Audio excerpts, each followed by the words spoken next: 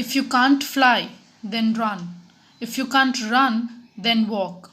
If you can't walk, then crawl.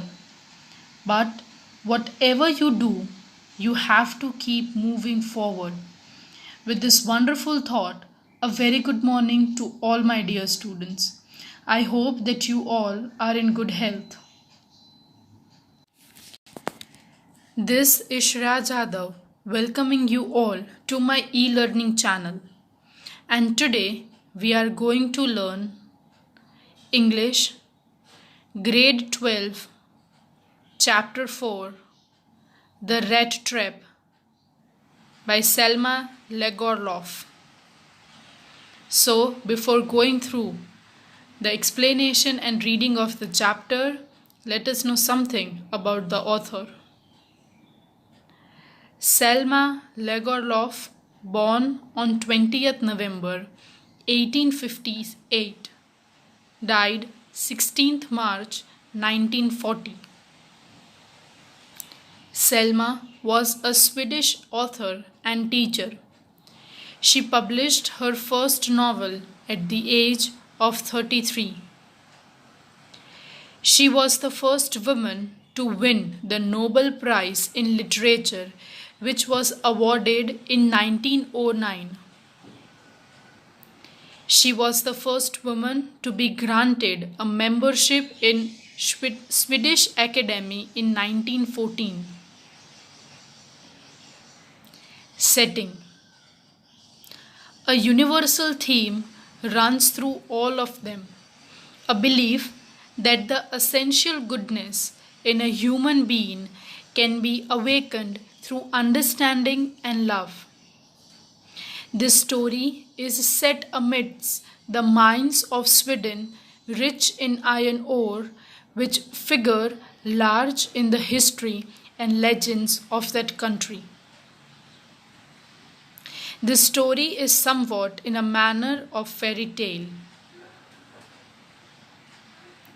Introduction for answer.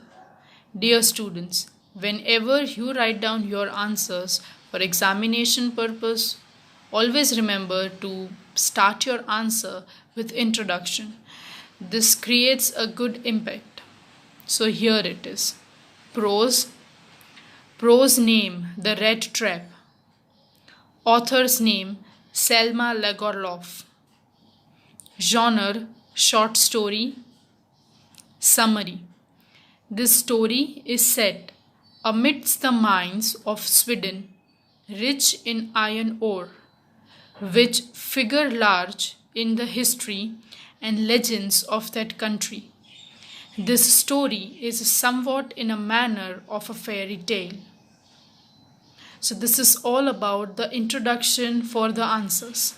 Now, we will be going through the reading and explanation of the chapter. This chapter is really very long.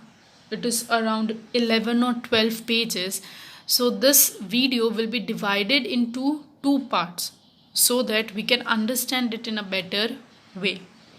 So here it is.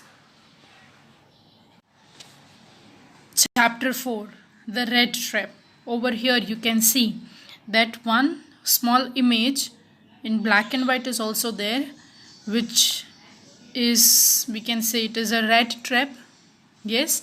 So over here, first I'll be telling you the characters over here. The first one is a peddler with rat trap. There is an old man who is a crofter. There is Meth Smith in the Ramsjö iron mill in Sweden. Helpers in the mills, which we can say blacksmiths, iron mill owner, and we have Edla Wilmanson, who is the daughter of the iron mill owner. So over here we have these many characters over here. Now we shall begin with the reading of it. Once upon a time, there was a man who went around selling small rat traps of wire. He made them himself at odd moments from the material he got by begging in the stores or at the big farms. But even so, The business was not especially profitable, so he had to resort to both begging and petty thievery to keep body and soul together. Even so, his clothes were in rag, his cheeks were sunken, and hunger gleamed in his eyes. So, over here, once upon a time, as I have told you, that this story has been said in a fairy tale manner. So, it is starting up with like this, that once upon a time, there was a vagabond peddler who went selling small rat traps. He made them from the material he got by begging from the stores or from the big farms. He didn't make much money, so he had to beg and steal to survive. His clothes were also in rag. They were not in good condition. His cheeks were also sunken, and that hunger was being shown in his eyes. No one can imagine how sad and monotonous life can appear to such a vagabond who plodded along the road, left to his own meditations. But one day this man had fallen into a line of thought which really seemed to him entertaining. He had naturally been thinking of his rat traps when suddenly he was struck by the idea that the whole world about him, the world, the whole world, with its lands and seas, its cities and villages, was nothing but a big rat trap. It had never existed for any of other purpose than to set bites for people. It offered riches and joys, shelter and food, heat and clothing, exactly as the rat trap offered cheese and pork. And as soon as anyone let himself be tempted to touch that bait, it closed in on him. And then everything came to an end. So, over here, what happened? One day, he was sitting and he was thinking about the rat trap, and he was having some funny thought. And there came a moment, and he was thinking that in his mind that he and this whole world was a big rat trap. If it offered all kinds of comfort and joys, like no rat trap also gives, we put cheese and pork over there so that rats are attracted, and once they are tempted towards that thing, then they will get hold of the rat. The same situation happened over here also, that we human beings are also attracted to these materialistic joy, happiness, money, and once we get tempted to it, we get trapped in it. The world had, of course, never been very kind to him, so it gave him unwanted joy to think ill of it in this way. It became a cherished pastime for his during many dreary ploddings to think of people he knew who had let themselves be caught in the dangerous snare, and of others who were still circling around the bait.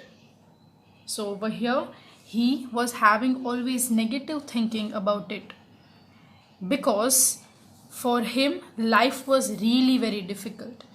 It was not that easy also for him to survive, because life was not fair with him. He was supposed to go through plenty of unwanted dangers for his survival and to keep his body and soul together. One dark evening, as he was trudging along the road, he caught sight of a little grey cottage by the roadside, and he knocked on the door to ask shelter for the night. Nor was he refused. Instead of sour faces which ordinarily met him, the owner, who was an old man without wife or child, was happy to get someone to talk to in his loneliness. Immediately he put the porridge pot on the fire and gave him supper. Then he carved off such a big slice from his tobacco roll that it was enough both for the stranger's pipe and his own.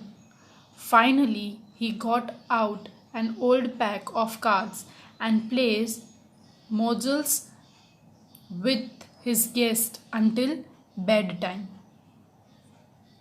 So, over here, what happened?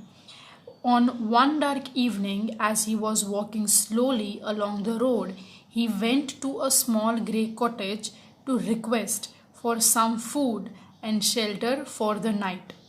The owner, who had once been a crofter living on a small farm, invited him wholeheartedly. He lived all alone and was happy to get someone to talk to. He spoke about his personal life also to the peddler.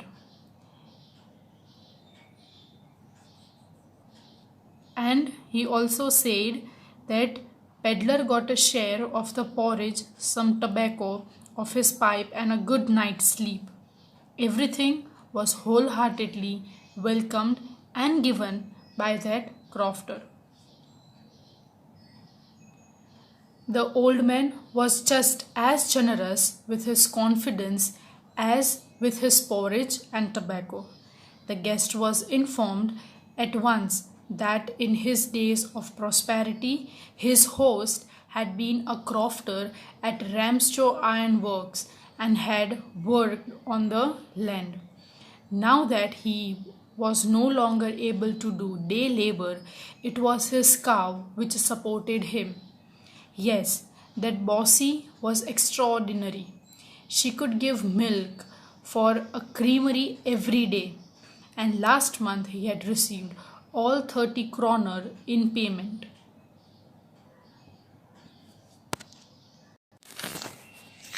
The stranger must have seemed incredulous, for old man got up and went to the window, took down a leather pouch which hung on a nail in the very window frame, and picked out 3 wrinkled 10-kroner bills. These he held up before the eyes of his guest, nodding knowingly, and then stuffed them back into the pouch.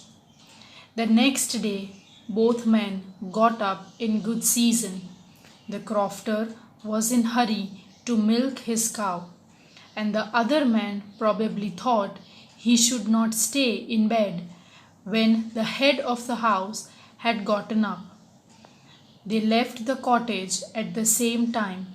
The crofter locked the door and put the key in his pocket. The man with red traps said goodbye and thank you, and thereupon each went by his own way. But half an hour later, the red trap peddler stood again before the door. He did not try to get in, however. He only went up to the window, smashed the pan stuck in his hand, and got hold of the pouch with the 30 kroner. He took the money and thrust it into his own pocket. Then he hung the leather pouch very carefully back in its place and went away. As he walked along with the money in his pocket, he felt quite pleased with his smartness. He realized, of course, that at first he dared not to continue on the public highway, but must turn off the road into the woods. During first hours, this caused him no difficulty. Later in the day, it became worse, for it was a big and confusing forest which he had gotten into. He tried to be sure to walk with a definite direction, but the paths twisted back and forth so strangely. He walked and walked without coming to the end of the wood, and finally he realized that he had only been walking around in the same part of the forest. All at once he recalled his thoughts about the world and the red trap. Now his own turn had come.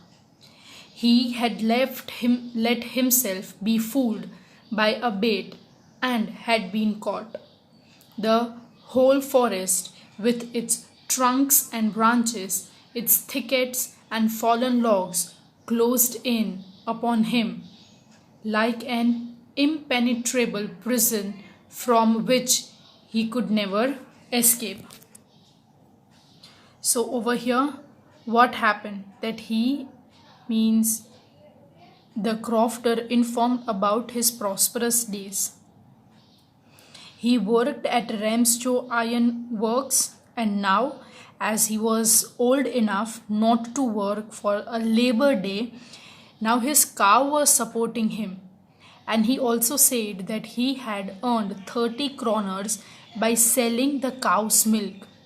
He also showed him the money and then put it in a pouch near the door. The peddler got a share of porridge, some tobacco for his pipe, and a good night's sleep. The crofter got up early to milk his cow, so the peddler was also forced to get up early and leave with him. However, half an hour later, the peddler returned. He went up to the window, smashed a pan, and took out the 30 kroner from the pouch and put the pouch back and went away. The peddler was quite pleased with his smartness. He avoided the public highway and turned into the forest wood, as he felt he could be safer and no one would be able to catch him. It was a big and confusing forest. He tried to walk in a definite direction. At initial stage he was confident enough, but on a later stage he was becoming confused. But the paths twisted back and forth so strangely that now he was confused as well as nervous. He walked on and soon realized that he had been walking around the same part of the forest the whole day. And now he is thinking and he is recalling back his own thoughts about the world being a big red trap. And now it was his turn, because he had let himself be fooled by the bat and he had been caught in the red trap. The entire forest, with its trees, trunks, and branches, seemed to him like a prison that offered no escape from the forest. Finally, the peddler was exhausted.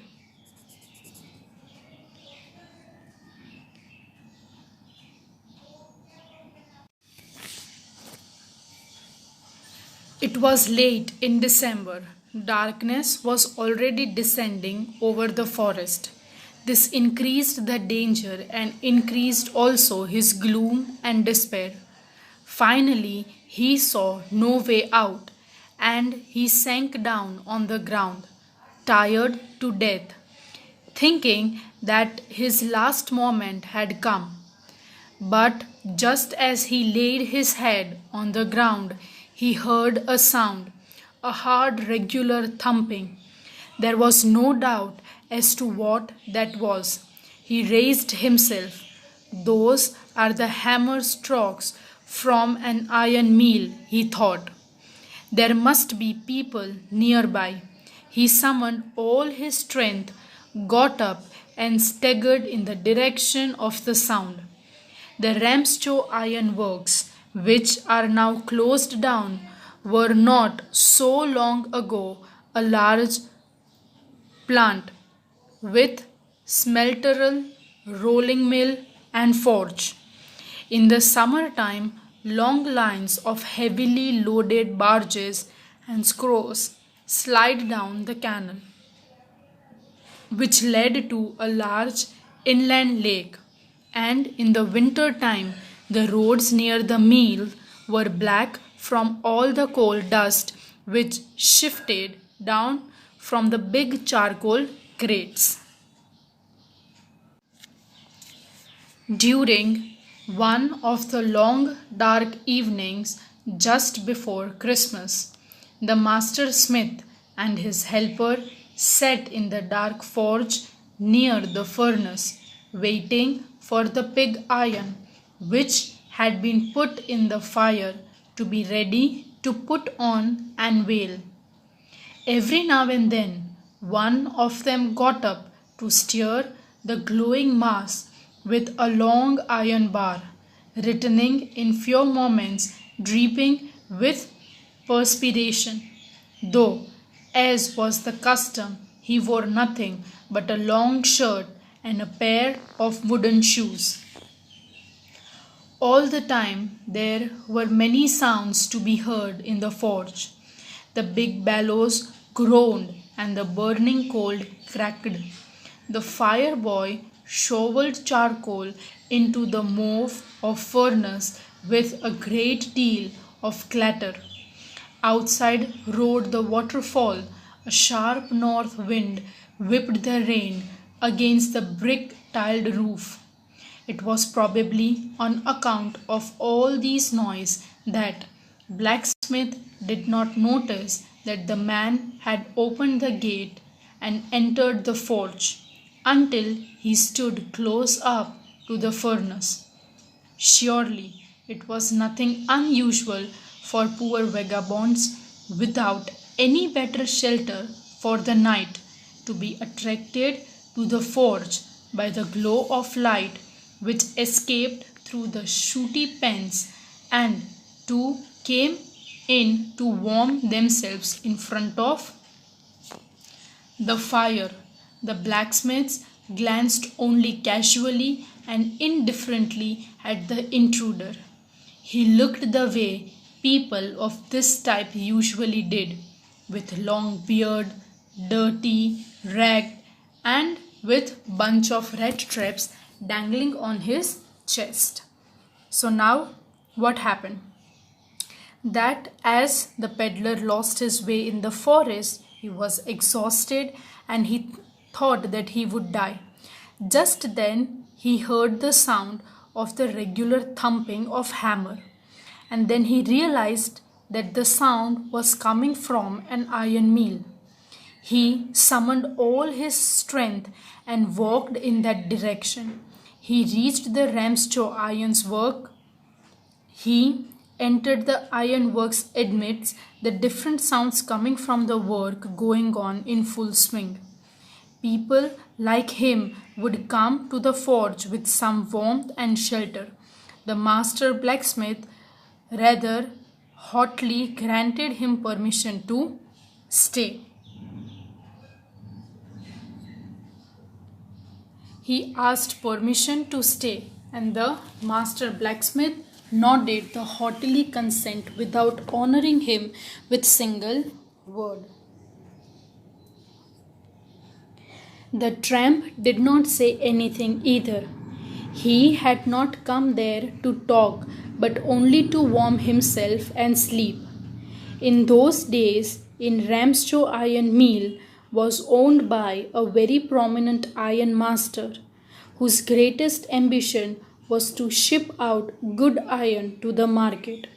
He watched both night and day to see that the work was done as well as possible, and at this very moment he came into the forge on one of his nightly round of inspections.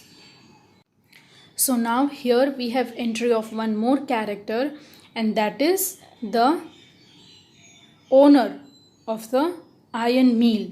the iron master. His only ambition was to get the best iron for the market.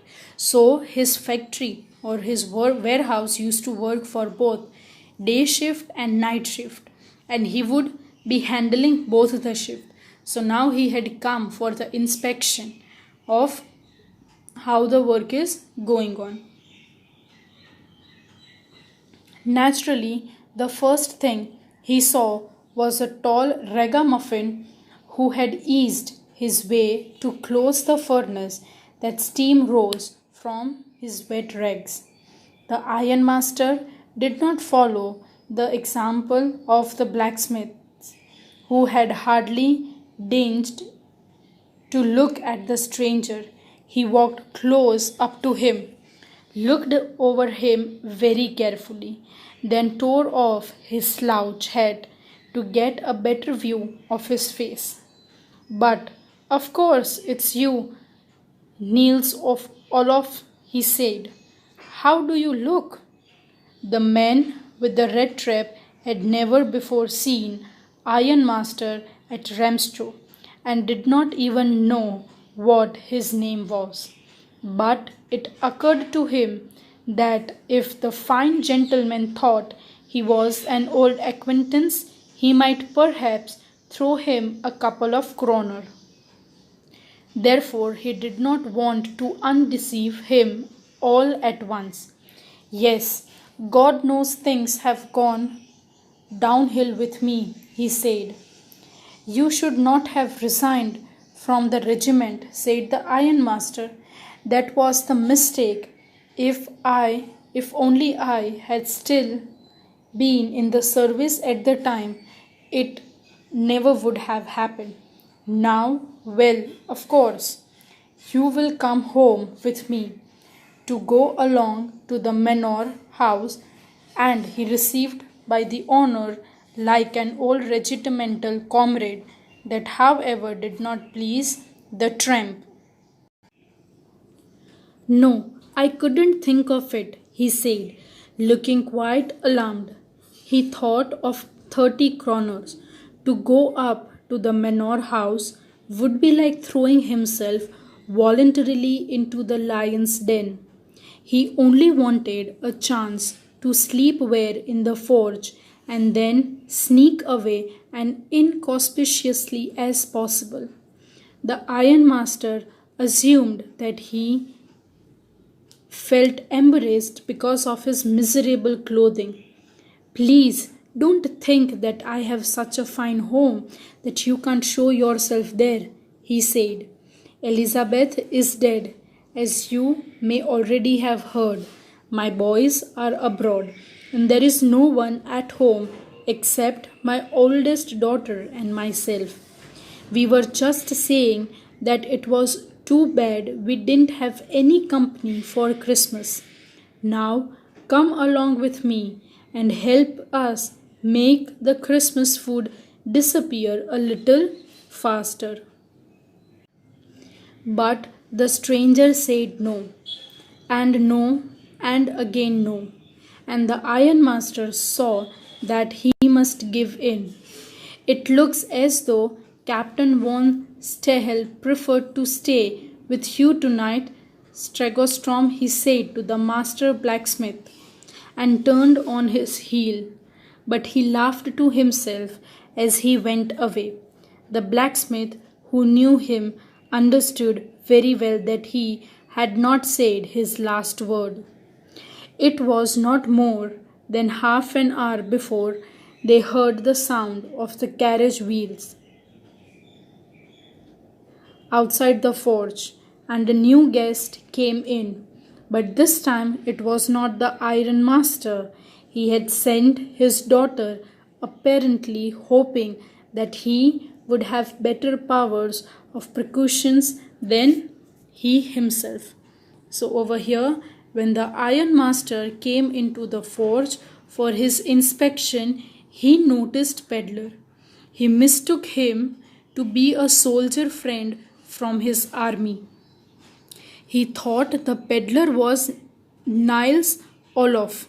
The peddler didn't try to clarify, as he thought he might get some money.